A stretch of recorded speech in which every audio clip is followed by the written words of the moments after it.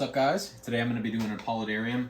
It's the style of Paludarium that not a lot of people do, a few really good people are doing, where they use like foam board and they create like a structure and then glue things into place. So I'm going to be using silicone to glue the entire hardscape down, so it's going to be, you know, a permanent installation. It's not like the normal type of scaping that I do, where you have like an aquarium and you place things and it's like you're aquascaping. It's different. This method of scaping really stresses me out. I'm a very naturally traditional scaper. Takashi Yamano said, like, whenever you do a hardscape, sleep on the hardscape and then come back the next day, because you may want to change something, you may not feel right about it.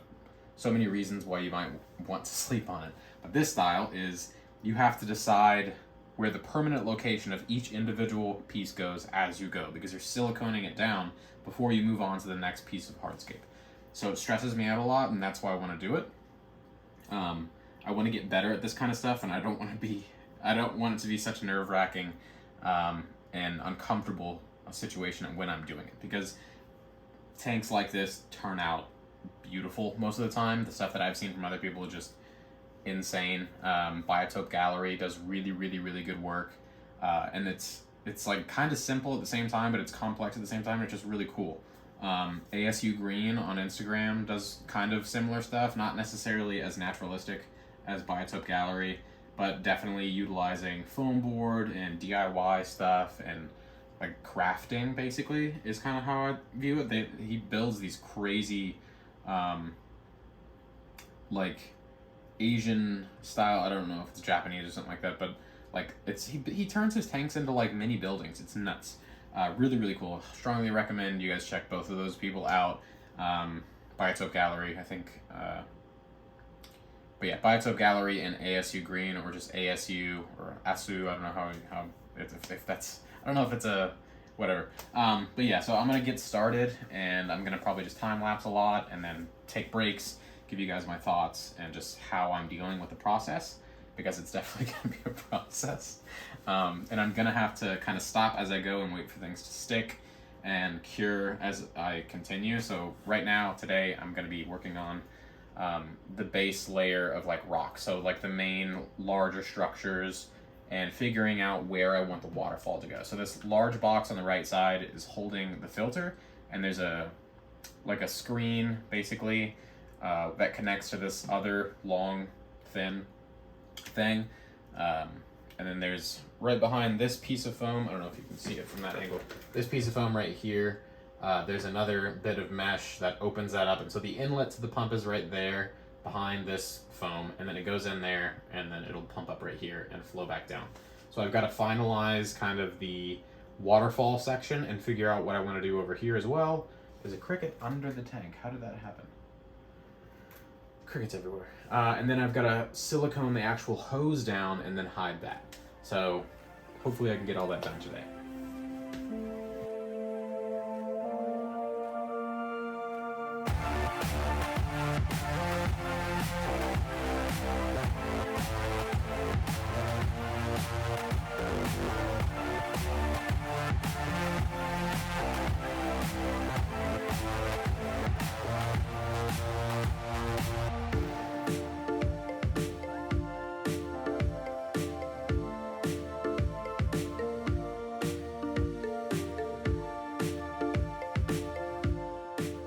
So it's been a day and a half or so the silicone is fully cured, so I can test the waterfall now. I'm gonna go ahead and fill it up and turn the pump on.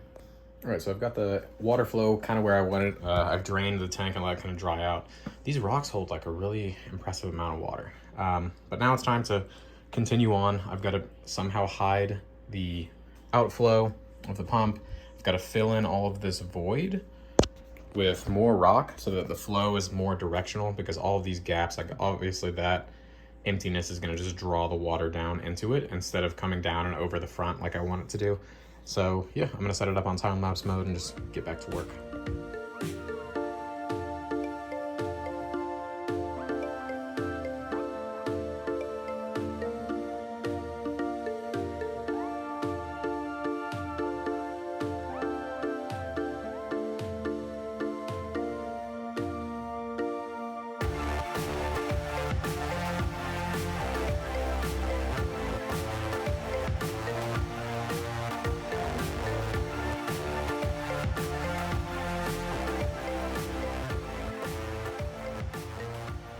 Alright, so I didn't get a ton done in that last one. Finalized the waterfall, added this stuff, and kind of cleaned up some of those edges, and then I propped this guy up and got that silicone in. Same with this. But I got really stumped after I had done the waterfall and some of this stuff, just placing stuff. It's very hard to visualize how it's going to look at the end, so I get blocked, basically. It's like rider's block, but scaper's block. So I'm going to go back to the time lapse and get started now that I've got this like big piece that I can build off of.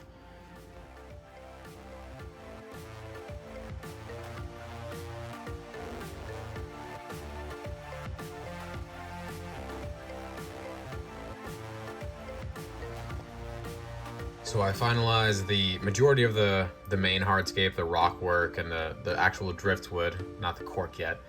And that's all cured and silicone down. So at this point, it's time to tint the back. With this, I went for like a blacked out window tint.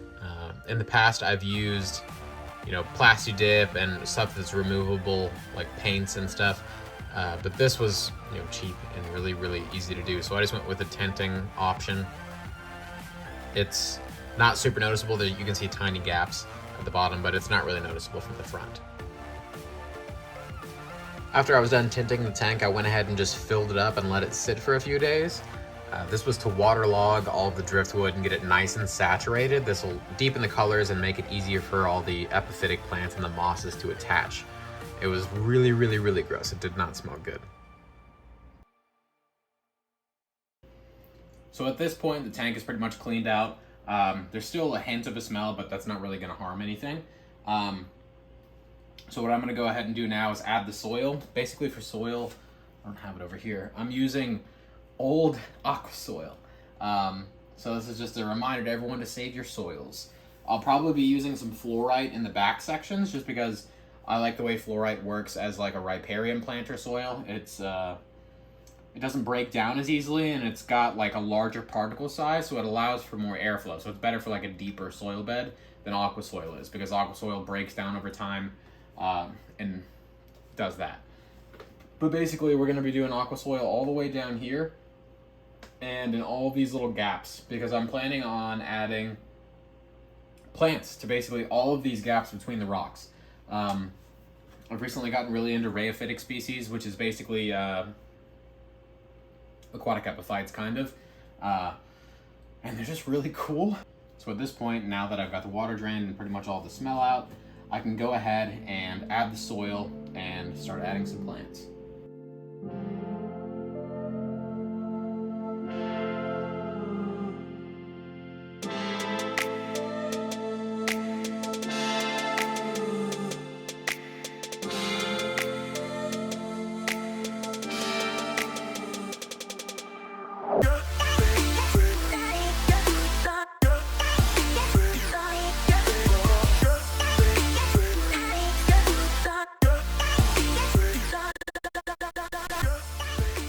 Alright, so I got the final bit of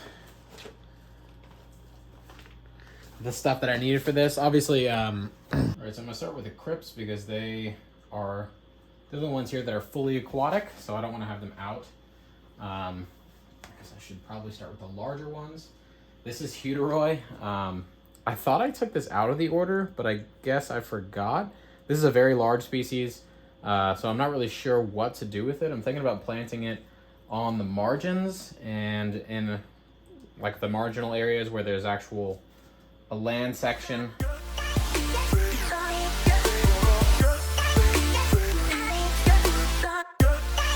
This is Sri Lanka. Kind of a similar shape, but a little bit different, so I got it anyway. Like I said, I want to start collecting.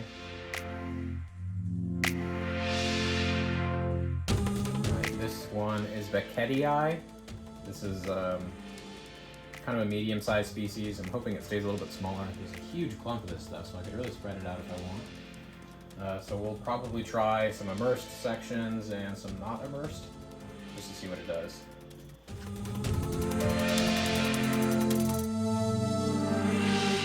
And last but not least, certainly not least, this is Axelrodii. This is a much more compact species. I'm really, really excited about this one. I really hope it takes off. this is the one that I really wanted the most.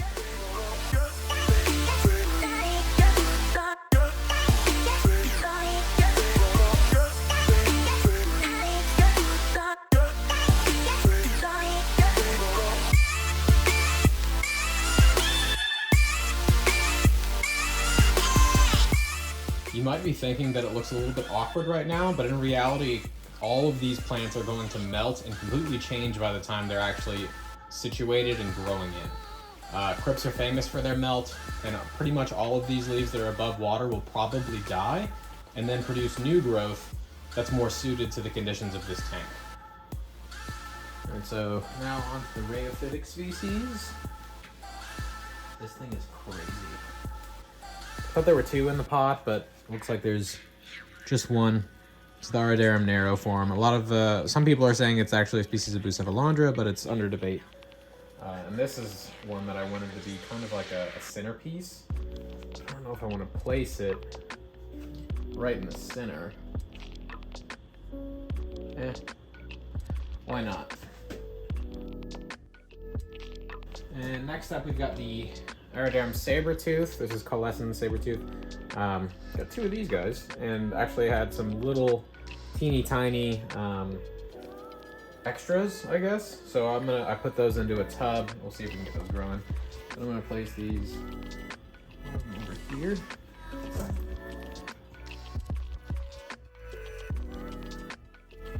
This one's so pretty. This is the big pieces of boost that I got.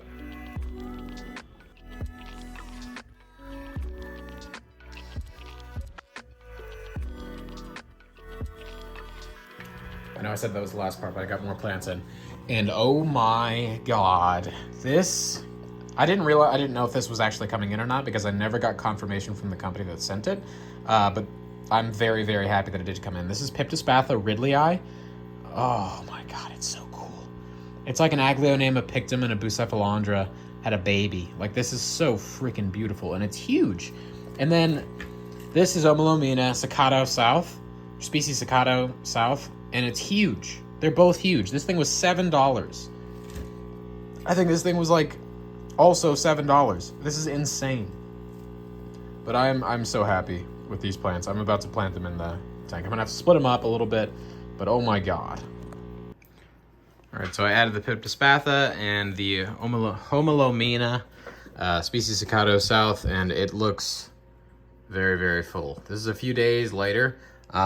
Obviously everything has to grow in, and obviously a lot of the crypts died back, which is something I was kind of counting on. A lot of these were a little bit too big, and a lot of them just needed to melt back a little bit and grow back in a normal way. Like, they're supposed to be immersed like this and looking all pretty and kind of ruffled. So this whole area is just going to be dense crypt growth. And then back further, we've got the rheophytes up in here, so it's going to be kind of interspersed. And then up top, I haven't decided what I want to do plant-wise yet. I might do maybe some begonias. I've got this whole back section that I could plant, but I really have no idea what I'm going to put back there. Maybe some ferns, but it could be anything. I've still got to add aquatic mosses down into these sections. I want to get moss on the wood and down in the water, around the rocks, and just let that just slowly just fill in. Because moss is going to be very important for the stuff that I want to keep in here, basically. They like moss a lot. That kind of gives it away, but anyway, that's pretty much it for now. I'm going to be doing another video on when it's grown in, when I add livestock, and do all that kind of stuff. But for now, that's all I wanted to film, just the building of the Viv. And yeah, I think I killed it. I love it. I'm really, really happy with it. I love the lava rock. I love the moss. I love the contrast between the two, and I love all these new rheophytes. But yeah, thank you guys so much for watching. Don't forget to like and subscribe. If you have any comments or questions, leave them in the comment section, and hopefully I'll see you guys next time.